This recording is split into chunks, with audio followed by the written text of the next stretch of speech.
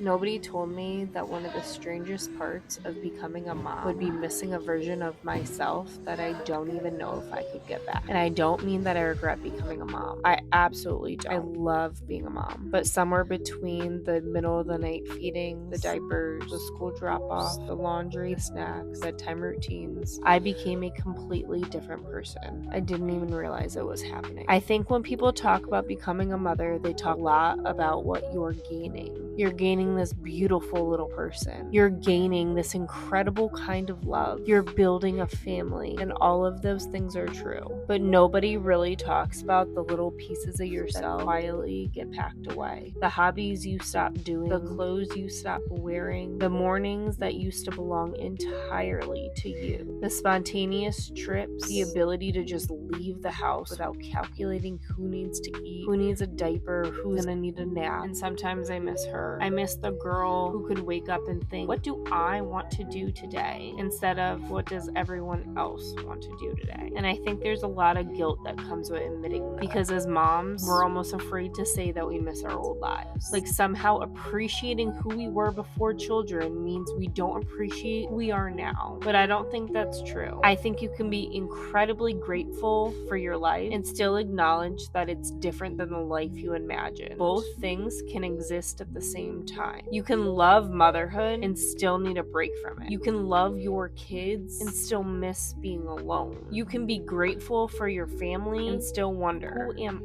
I on the outside of being a mom? For me, I think the hardest part wasn't actually losing the freedom. It was realizing how easily I stopped asking myself what I wanted. For years, my decisions have been based around somebody else. What does the baby need? What does the toddler need? What's happening at school? What's for dinner? What therapies do we have this week? Did somebody remember their homework? Does anybody have clean underwear? And then you finally get 5 minutes alone and somebody asks, what do you want to do? I don't know, because I've gotten so used to thinking about everyone else that I forgot to check in with Ariel. And I think that's something a lot of moms experience. We become so good at taking care of everybody else that we forget we are someone worth taking care of too. And maybe that's why I'm standing here in a muumuu, because motherhood isn't always the big moment. It's this. It's wiping the counter, it's picking up toys, it's reheating your coffee 3,000, 1,700 million times. It's somebody yelling for you from another room while you're trying to remember why you walked into the kitchen. It's the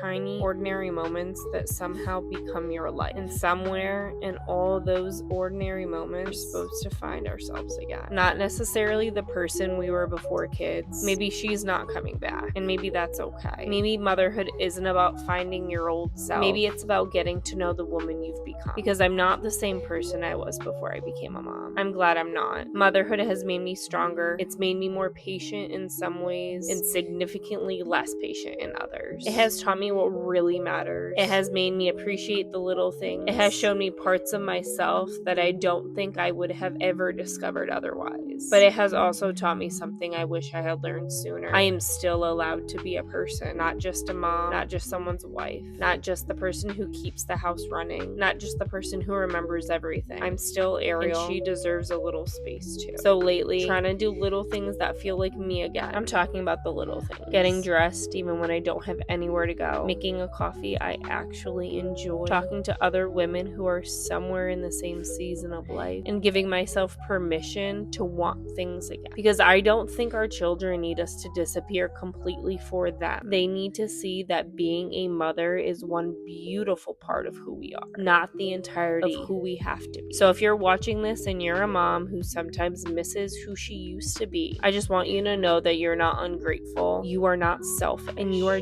definitely not a bad mom. You can miss the woman you were while still loving the woman you're becoming. Maybe you don't need to go back. Maybe you just need to start making room for her again. That's my first thing nobody told me about motherhood. Nobody told me I'd miss my old self, but nobody told me I'd eventually become someone I really like either. And maybe that's the part we don't talk about enough.